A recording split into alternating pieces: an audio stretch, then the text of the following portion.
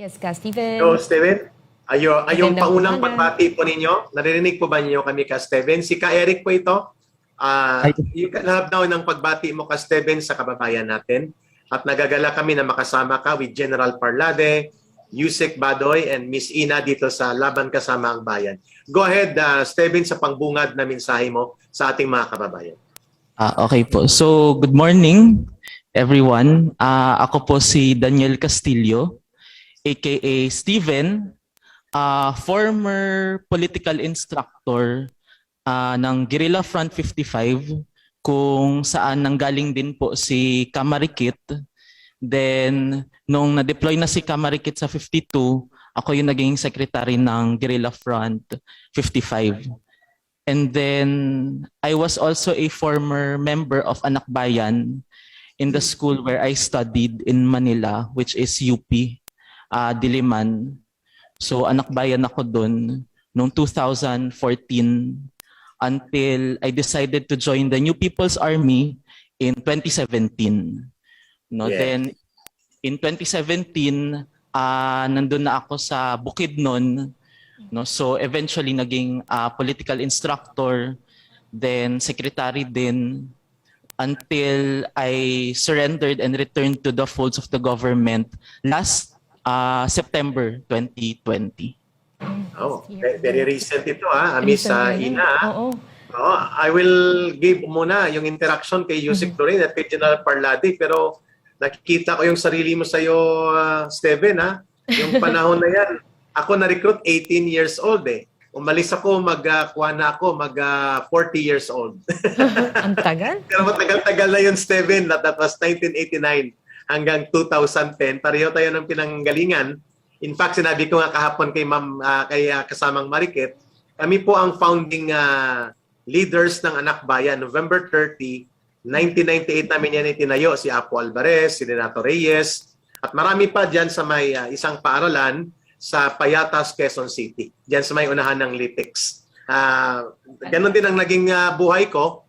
Ang last unit ko ay sa NPA din na mga 9 years bago ako malipat mula sa 12 years sa urban operations. Sa NOC kami dati, Steven, na-meet ko na yung nanay mo. At ka-collective itong nanay niya, Yusek Loren, General Parlade. Ang mother nito ay naging ka-collective sa eskwelahan dati ni Yusek Joel Egco. Small world. Small world yung nanay nito. Go ahead, General Parlade and Yusek Padoy. And Sa ating Steven. interaction kay Steven. Yeah, can I hi Steven, ano bang gusto mong tawag ko sa iyo? Daniel or Steven? I'd prefer Daniel, ma'am. Daniel, yeah, Daniel. I also want to call you by the name that your parents gave to you. Daniel, it's so wonderful to have you back. And if you were in my presence at walang health protocols, I would really embrace you because I'm just so happy. I really, kaedad mo yung mga anak ko eh. You're like, I really feel like you are my child and that na-save ka, nasalba ka, di ba? But I want to know, Daniel, bakit ka naaya at what made you change your mind? Ano yung, kumbaga, ano yung journey mo dito? Yung dinaanan mo? Yeah. Go ahead, Steven. Daniel, yeah. We will call you Daniel.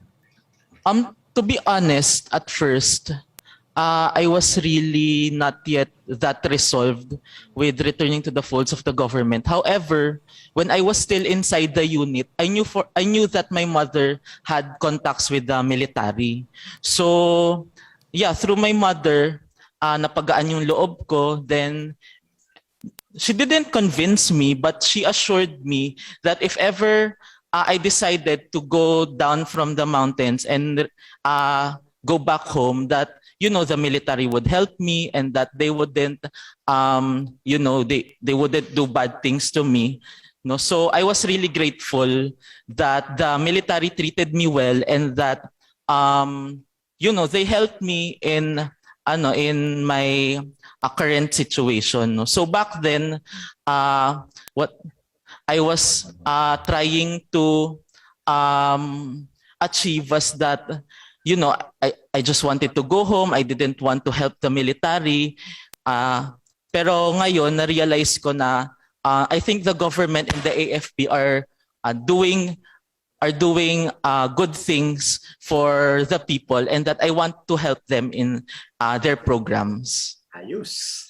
Thank Ajal you. Parlade, o Thank Ma'am you so Lorraine, may much. follow-up ka. Ajal Parlade, magandang kausap to, parang si Jose Maria Sisto. Nakakatuwa itong mga... Ang kanyang pictures, Yeah. profile. Naiiyak ako talaga sa totoo lang. I'm so Alam moved. mo, Yeah. alam mo, grabe itong mga nangyayari sa atin sa ngayon. Ito, may mga kasama tayo, si Daniel, si Kyle Steven. Nung araw, hirap talaga kaming ipaliwanag ito sa ating mga kababayan. Kasi wala kami lang nagsasalita. Lahat sila nagsasabi ng mga berdugo kami. Lahat ng dyaryo, yan ang sinasabi, lahat ng media, yan ang sinasabi. And here we are. We have si Daniel Castillo, si Kyle Steven, kinikwento niyo itong kanyang karanasan. Meron tayong platform na may share itong mga magagandang karanasan na ito. So, ang tanong ko lang na Daniel, grabe yung pinanggalingan mo, alam mo, UP, napakadami niyo, puro galing ng UP. Kanina pinag-uusapan namin yung radicalization na dinaanan niyo na hindi niyo halos namalayan. Hanggang dumating na lang doon sa punto na nandoon na pala kayo sa loob ng armadong pakikibaka dati pinaglalaban niyo lang yung mga karapatan, alam niyo na yung mga advocacy niyo na maganda naman talaga. But ikaw ba, namalayan mo yon na ikaw ay suddenly pumasok na lang sa armadong pakikibaga dyan sa Guerrilla Front 55? Yeah, go ahead, Steven. Daniel, please. Yes, sir. Can you repeat the question, sir? Medyo Naramdaman mo ba yon na ikaw ay papunta na doon sa armadong pakikibaka o bigla na lang, nangyari na lang na nandun ka na, political instructor ka na, political officer ka na sa Guerrilla Front? Paano yung transition mo, Steven? Yes, sir. Mula doon sa open legal na pagkilos sa UP, sa anak bayan, paano ka napunta na sa NPA at niyakap mo na ang armado at mga pagkilos kasama ang NPA sa Mindanao? Go ahead, Steven. Yes, sir. So, at first, I was just really joining mobilizations and then educational discussions.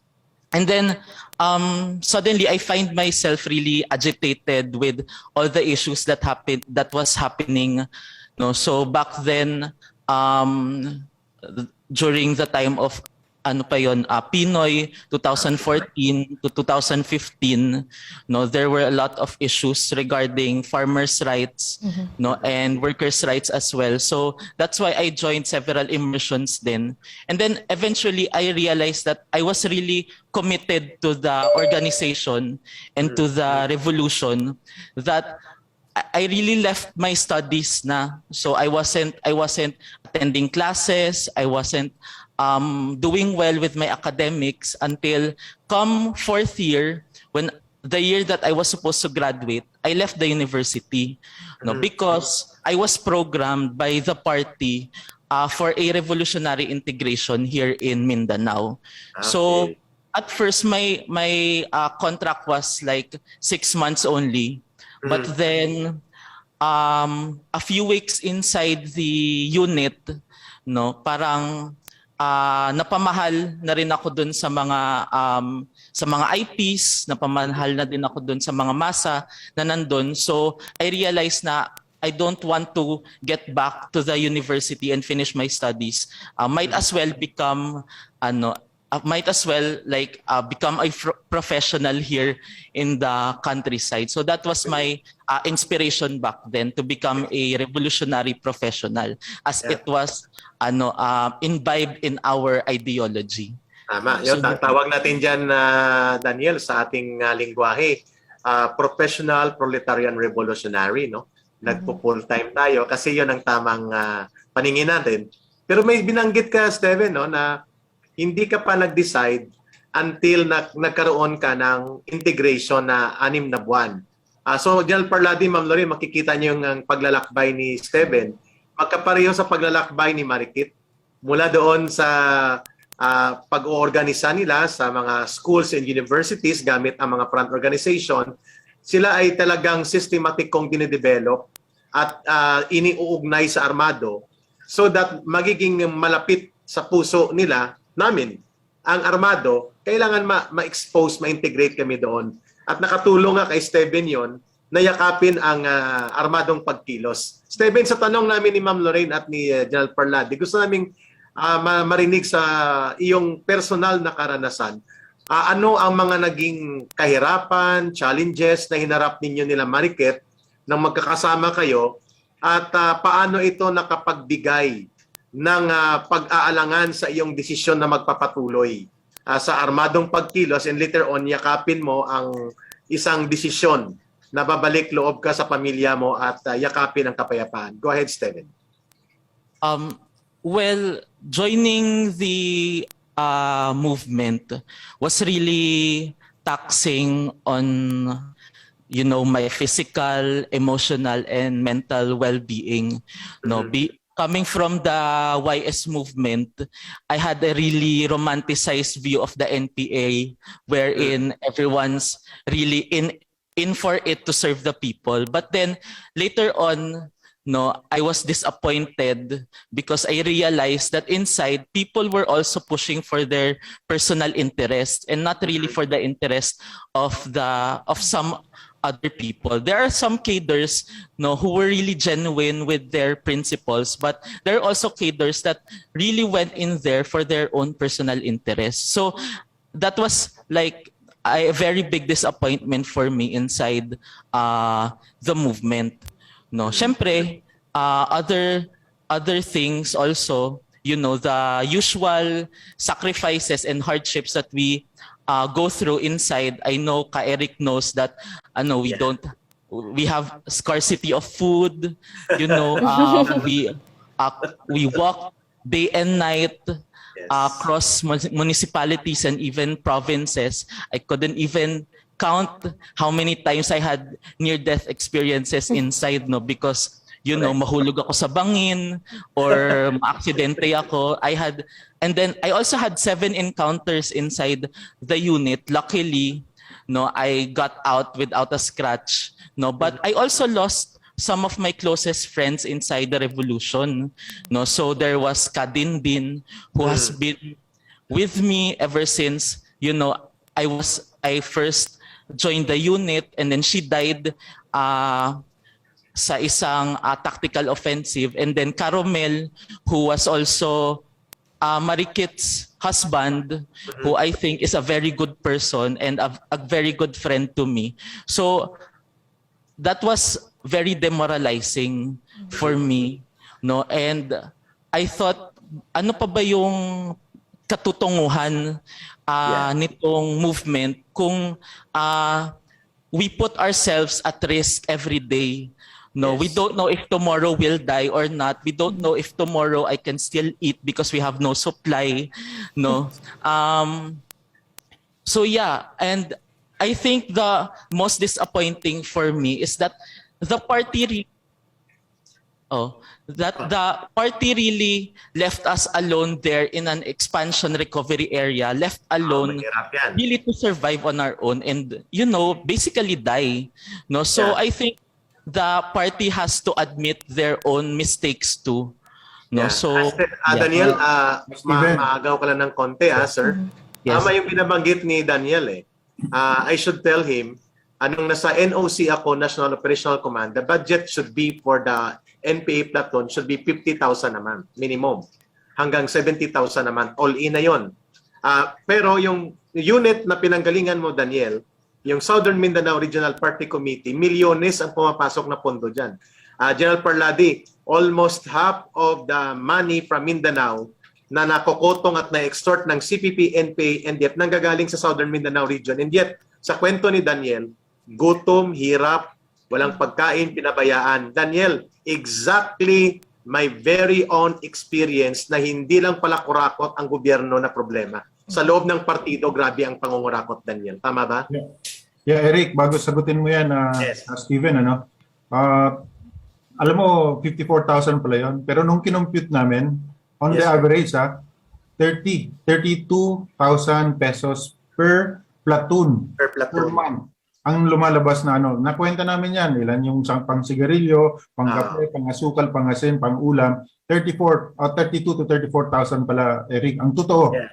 Pero Pero 50,000 pala ang budget niya. But Yung policy, sir, is 50,000 per Tama. platoon. yeah, napakadami napakadami nilang pera, and yet ganyan yung tanungin kita Steven, straightforward question ito. And alam ko si Ina meron itong mga gustong ikwento. Sige lang. Pasasalamat ni Ina ngayon na nasalo siya ni Pastor Kibuloy at hindi siya dumaan dito sa Salamat kay Pastor. Tama. But my question, Steven, straightforward. Do you really think that we will be able to end this insurgency within the term of the president?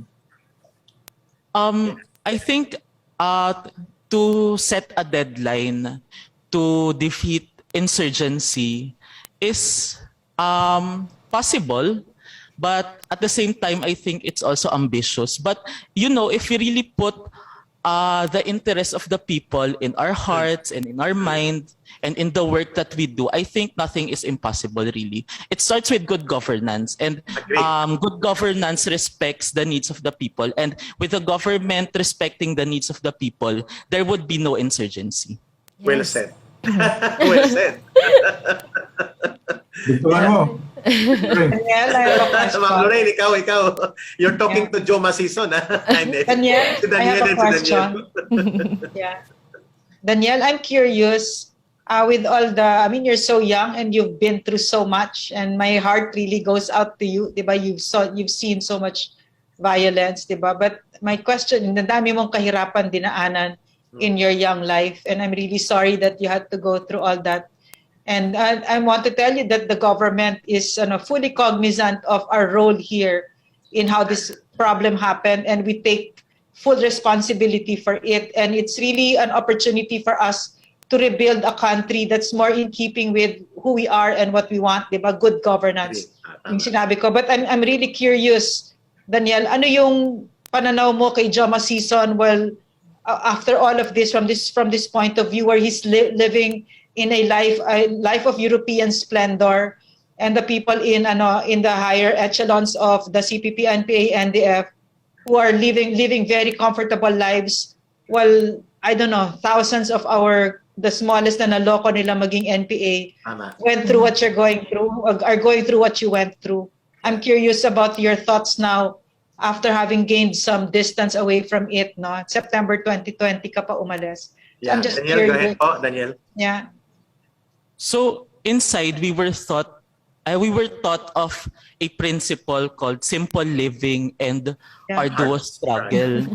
No, pero I think with the higher people from the party, Joma and other higher party members, living a really comfortable life and even using party resources for their own interests is really hard to take in for us cadres who are in the front lines of the war that we were waging.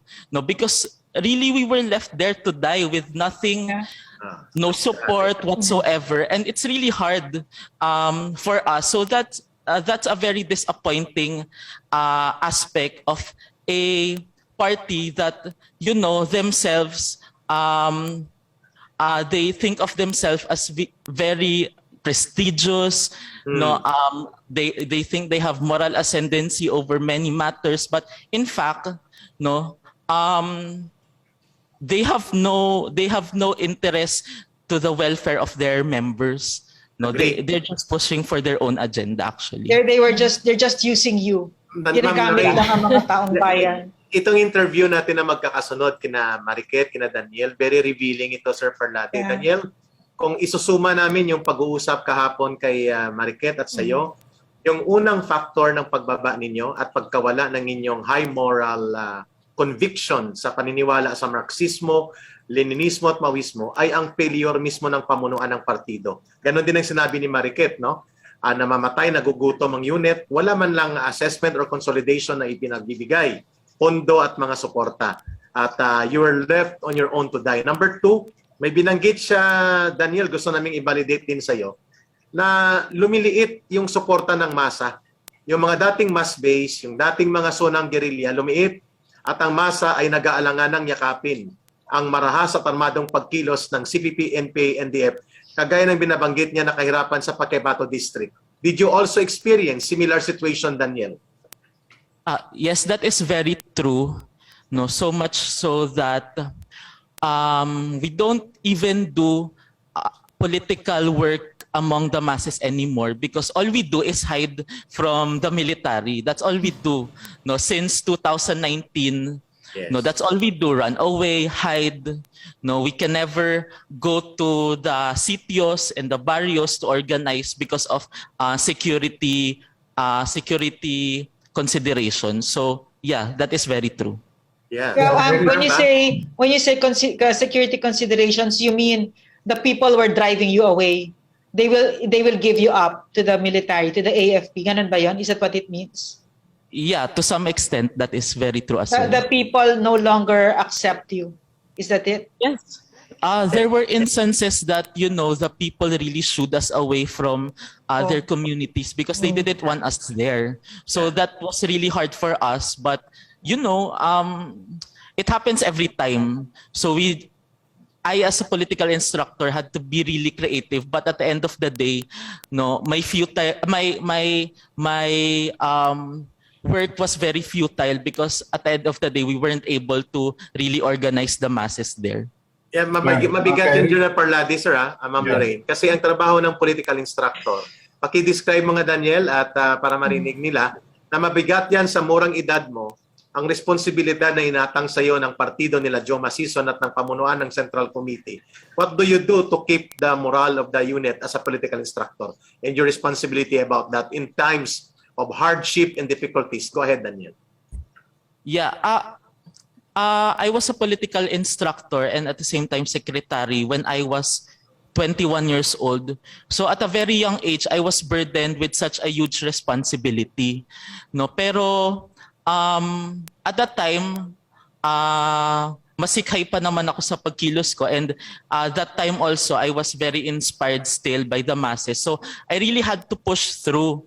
I talk to my comrades every day to not give up, to continue even if it means dying. But later on, I find myself really just lying as well to my comrades because, I wanted to go home. I didn't want to die here. And that's what I'm saying to my comrades. Let's die in the revolution. But inside myself, I can't do that anymore. So, yeah, that's. Kay Rick, tama. Yes, sir. Go ahead, sir. Very strong message yun, sir. Go ahead, sir. Yeah. Yesterday, yun. We were talking about that. And it's all in the documents of Vicente Ladlad. They're forcing their cadres to take on, very heavy tasks and burden na hindi sila preparado. Yun yung exactly kung ano yung nakalagay doon sa dokumento ni Vicente Ladlad. So really, Why? General Parlade, why? Suicide Kulang ng kadre. sa kanila. And They really want, they want them to die, no? Talagang Yeah. pinapadala yung mga anak natin Okay. para Kasi mamatay. ang pinabanggit ni General Parladi, Ma'am Lorraine, the party is only as good as its cadres. Pag walang kadre, ang partido ay lupasay at lupaypayan. Kaya tama si General Parladi, Ma'am Lorraine, ang pinipilit nila mag-recruit sa hanay ng sektor ng kabataan at estudyante kasi 80 to 85% maximum ng kadre o mga pinunong politikal at mga pinuno sa loob ng organisasyon ng UKBO at ng NPA at ng partido nanggagaling sa sektor na ito. Pero tama si General Parlade, hilaw, kulang sa panahon at hinog sa pilit dahil nagkukulang na siya ng kadre sa matagal na panahon. Kaya Rick, hindi ako ang tama. Tama yung assessment nila. Papel nila yon. Their own assessment. CPP paper ito, CPP document, Vicente Ladlad. And what I'm saying is, Steven, what I'm saying now is that really, itinapong kayo ni Joe Masison dyan sa kapahamakan na yan. Kasi nanggaling sa kanya yon yung directive. And why is Davao? They're so interested with Davao. Because Davao, for the longest time, yan talaga yung laboratory. Parang summer yan eh. Yan ang laboratory ng NPA. Nainkwentro kami dyan, kadete pa. Dyan sa Turil District, sa loob ng Davao City. Now, with President Duterte, they really wanted to recover Davao kasi ang laking kahihiyan na yung Davao na pinagmamalaki nila ay suddenly nawawala sa kanila. Sinabi ito ni Marikit kahapon eh. They never anticipated that there will be CSP, there will be RCSP, itong mga ginagawa ng PNP na RPSB, hindi nila to in-expect. Kaya nga ito, nahirapan sila nung bumaba sila, hindi na sila ayaw na sa kanila nung masa nila. Now they're trying to recover that. Ang tingin ko diyan, Steven, ang tingin ko diyan, ang habol lang nila ay mapahiya si presidente sa kanyang campaign at saka sa objective na matapos itong insurgency, specifically, in particular, diyan sa Davao, na lugar ni President Duterte. But I think they failed to understand na talagang totoo yung mga sinasabi. Ito na yung realization ngayon Yung masa, wala na sa kanila. Yung CPP, napakalayo na sa kanilang mga kadre. Yung suporta na sinasabi nila na sabi nga nung kadre dito sa Mindoro, Sir, yung mga yan, utos lang ng utos. Wala namang binabagsak na suporta. Kaya ang binabanggit niya, Sir ni Steven kanina, ni Daniel, na nare-realize niya, ayaw kong mamatay dito. Sa habang nagpapakasasa, yung iba mga leaders sa pondo at posisyon, kaming mga kabataang kadre ay nandito sa frontline. Which brings me, General Parla, dito our one or last two questions kay Steven. Steven, anong breaking point mo? Ang mother mo ba, si Paulette, na nakikipag-usap sa'yo, or internal mismo sa'yo, nakita mo talagang ang kawalang direksyon na at kawalang pag-asa sa tutunguhin ng idealismo sa loob ng CPP-NP and if na dati nating niyakap? Go ahead, Steven. I think it's a combination of both, 50-50, that it was really internal and that I was really disappointed with the party and how they treated us, Marikit, myself, and other cadres. And the other half would be that my mother was really supportive of me when I was still in the movement. And at the same time, being the mother that she is, she didn't want me to die there inside. Of course, she wants me with her. So she really found a way to connect with people who could help her. So then she told me that it's okay if you want to come home. We will help you. The military will help you. So there's the assurance there as well that made me thought that maybe it's time to go home. Yeah. Steven, I have a question. Daniel. Yeah, Daniel. Sorry. Yeah, what's your message now? Kung ikaw ay bibigyan ng pagkakataon na makausap si Sara Ilago, ano ang mensahe mo sa kanya? Yeah, go ahead. Kilala niya yan. Kilala ni Daniel yan. Yeah, well, I only know Sara Ilago because she's a very popular mass leader. Okay. But we don't really know each other personally. But if I were to tell her something with regards to the youth movement, and the youth sector that she is a part of, I tell her that maybe there's a right avenue to where we should put our concerns. Yes. Maybe we don't need to risk our lives just to achieve what we want to achieve. We should struggle inside maybe the inside the framework without risking the lives of these bright minds of the youth. We've seen many students from UP, PUP, and other schools who were very smart, who were very bright, who had a bright future ahead of them, and being just victimized by this whole scheme. So I ask her to really take that into consideration, and whatever she plans to do next, maybe she has to think about that. And I think, Steven, Daniel, sir, I think dapat marinig ni Sara Ilago yun. Coming from an Anakbayan alumni na na-recruit sa underground, sa Armado, naging NPA, naging pinunong kadre sa Mindanao. At a very young age, Sara Ilago should understand na ang binanggit na term kanina ni Daniel, I am very particular about that term. Itigil na itong scheme. So mali si Teddy Castillo, mali si Sara Ilago, si Colmenares at si Sila Sarate, mga leaders ng CPP na nagkukunwaring na sa liga lamang sila, nang sinabi nila sa Senate na choice lamang yan ng mga nag-ANPA. Ang term na ginamit ngayon ni Steven, ni Daniel, itigil na ninyo ang scheme. Ito ay pamamaraan at sistematikong programa na nanglilin lang at nangwawasak ng kabataan. I like that term. Scheme ito. And that is true. Go back to you, Ma'am Lorraine. Daniel, how old are you? I'm 24, ma'am. You're a baby. You're a baby, We're the same Daniel. age. Yeah, you're still a baby. Sa edad ng panganay ko. Yeah, you're a baby, and you've been through so much, and I really hope I get to meet you really soon personally, and I'm so proud of you, and I'm just grateful that your promise of a bright future is still there, because yung katulad ng sinabi mo, far too many of our children have died. Yung sinabi mo, yung bright future, wala na, very intelligent. Pero kasi when you reach our age, these dinosaurs here, you're going to see how beautiful life is. And life is really a gift. And I'm happy that it hasn't been taken away from you because of this, a silly mistake that you made in judgment. And you've been through so much. And I'm pretty sure that all these ugly things that you saw that happened to you, you can make beautiful things out of it. And already here, by speaking to us, I'm pretty sure you've saved a lot of lives already, and I really thank you. Thank you so much. Miss Ina, would you like to interact with Daniel before natin bigyan ng ito, na-recruit din ito, Daniel, sa underground movement. Mabuti na lang napunta sa church community ni Pastor Kibuloy, ito si Miss Ina. Go ahead, Miss Ina. Hi, Your Daniel. interaction Actually, with your age group. Nung unang nakita ko siya, alala ko talaga yung mga kasamaan ko dati. Mostly kasi I'm from Lasal, by the way, Daniel. Mostly from UP sila. That's how really they talk. Kaya sabi ko, natawa talaga ako, no?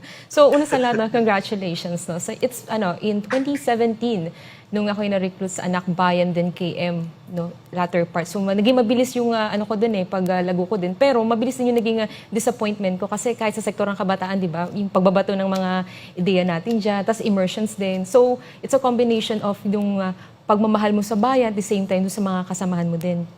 Pero good thing lang, dahil alam ko sa sarili ko na hindi ko kayang yakapin yung armadong pakikibaka. Actually, I remember before, naging maayos din yung ko sila pamamaalam. Pero 'di ba, pipilitin niyo Pipilitin makabalik yung mga gustong umalis diyan na sabi ko hindi ko kayang yakapin talaga yung armadong pakikibaka. So, meron pa nagsabi diyan na I remember lang I don't know if kilala mo si Vince Simono. I think siyang Crisostomo. Vince Crisostomo. I think, yung Secretary General ata siya ngayon ng AB, sir. So, ayun, parang sabi ko na, hindi ko kaya, pero sabi nila, hindi mo naman kailangan yakapin yan. Maging bahagi ka lang ng White Area Operation, o diba? Napaka-subtle na, pipilitin ka pa rin nilang maging kabahagi dyan. O. By the way, anyway, dahil war on drugs kasi yung yung talagang kasagsagan nun, sabi ko, I'd be part of the government. That's why I joined the DILG. But then, I met Pastor Apollo Kibuloy, and before hindi din ako naniniwala na may Diyos or anything. I don't know if you still have that in you. Pero nung nakilala ko si Pastor, doon talaga nagbagong lahat. So, tama yung sinasabi nila ka Regional Parlade at Yusek, It's because of the church din. Nakita ko talaga yung purpose nating mga kabataan na hindi lang naman din tayo basta nagpapagamit dapat sa mga propaganda. Lalo na kung nakikita natin na grabe yung pagsasakripisyo, di ba? Ginibap mo nga, deny yourself ka dyan Pero ano ba talaga yung natulong natin? Yung resulta. Kasi 50 years. Kasi ganun ko sila inasasagad. 50 years, parang kung medyo magandang patatakbo siguro dyan, marami na siguro natulungan. Kaso, wala rin nabigay sa akin na magandang kwento na tulungan. Bagkus, laging sinasampal sa ating pamahalan. Sabi ko, gumagawa kayo ng pamahalan, pero wala naman ding magandang akong nakita. Yun yung sa akin.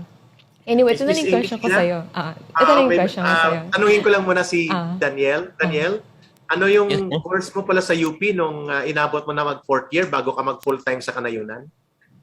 I studied community nutrition in UP. Wala kang balak tapusin ito. Ako, tinapos ko ang course ko. 44 years old na ako, Daniel. Bumalik din ako. Yeah, I'm actually continuing my studies now, but in another school. Yeah, of course. But you can still go back to UP naman Bakit? Nag-residency ka na ba? Nag-maximum na? Not yet, but I choose to not Mahirap, to go back to UP as of now. Maybe when I pursue further studies, school. Ito na lang Daniel. Diba, September last year, So how do you feel right now? 1 year pa lang. Tama, 1 year. How do you feel right now? How do you see yourself now after that 1 year na wala ka na sa revolution na tinatawag natin? 1 year after daw ng pagbabalik mo sa landas ng buhay ng kapayapaan outside of the CPP. Ano na ngayon ang naramdaman mo? Yeah, I feel very grateful now that I'm here. No, and at the same time, I really saw how the government and the AFP is really genuine with how they want to serve and deliver programs to the people.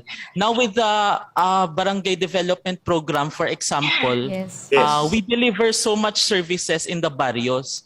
And I think what the critics of the BDP lack to realize is how it is very well accepted Yes. by the farmers and by the people in the sitio. So they never got to see that. Maybe that's why they don't want the BDP to actually go to the sitios. But I think the critics must really see what is happening on ground, and they would know how great the government is actually treating its people now.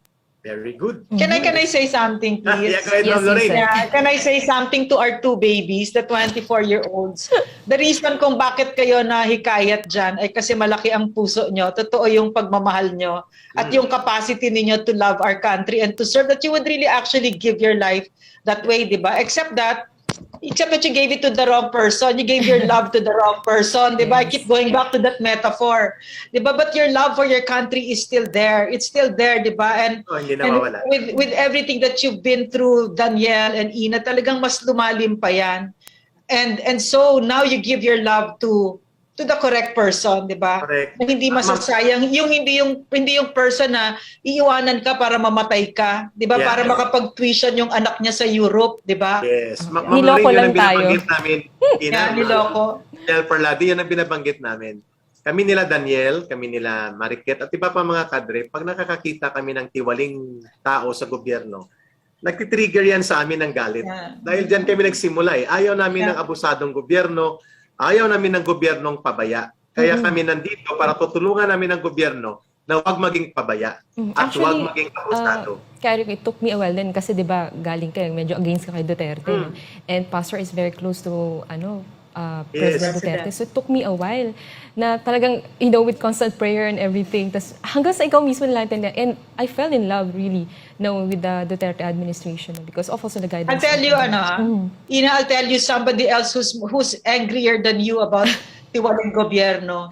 It's people who are in government who are really matino and who really want to change the government. Yeah. And I'm pretty sure that's General Parlade and me. We really are, when you say you're triggered by corruption, and mas lalo You feel kami it. triggered kasi parang you're inside and you see it and plenty of times I'm politically incorrect, I'm impolite with people, and when I say, why are you not doing your job?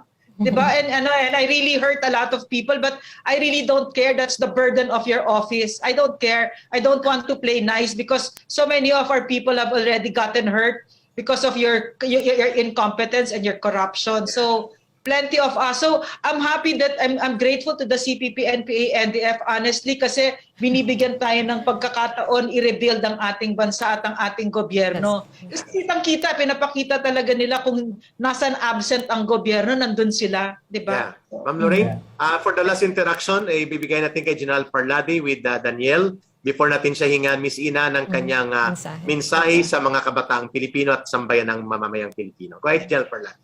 Yeah, digtungan ko lang yung sinabi ni Yusek Lorraine. Basahin niyo bukas yung article ko doon sa Manila Times. Yun, sinasabi ko.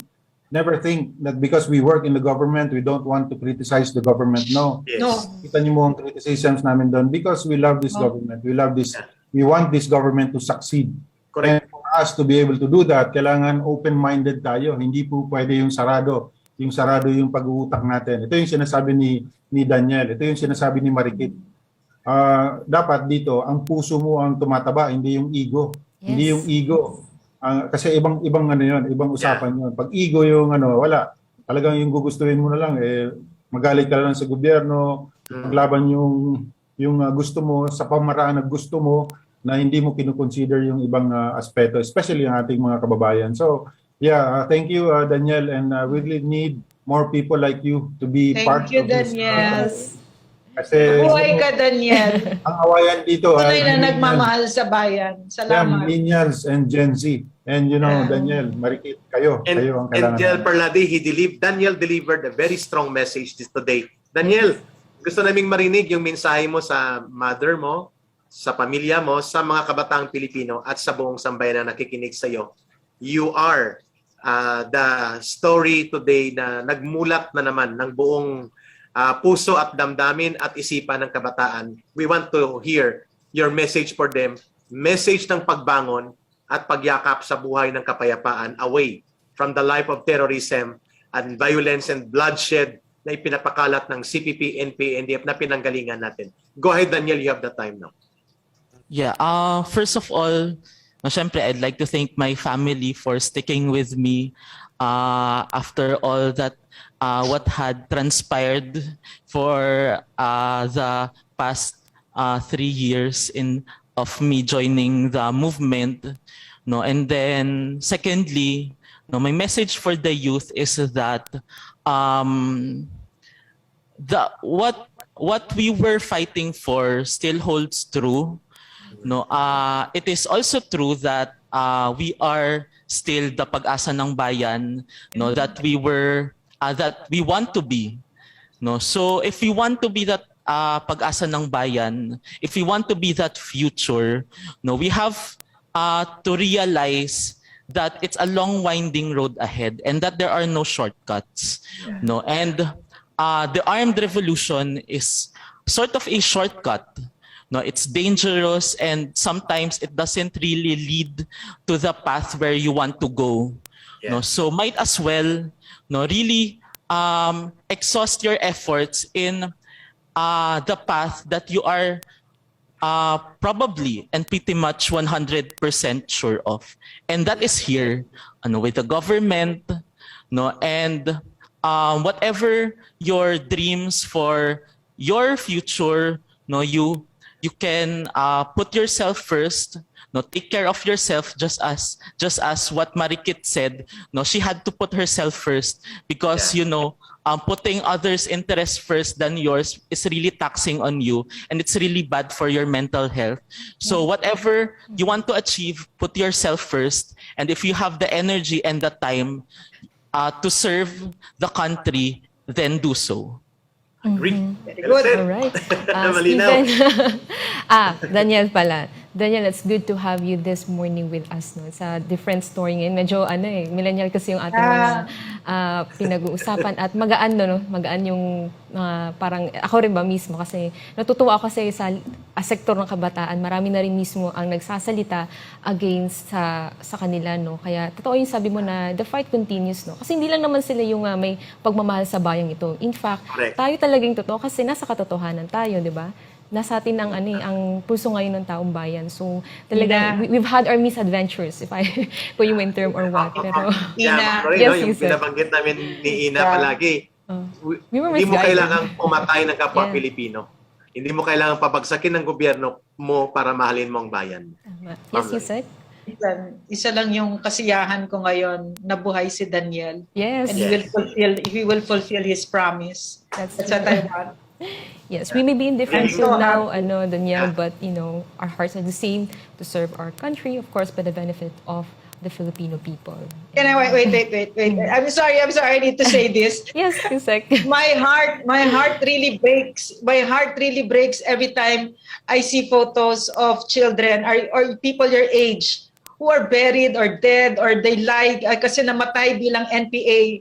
I never forget it. I die a million deaths when I look at it and when I see shallow graves of the chicos. I see these photos as part of my job.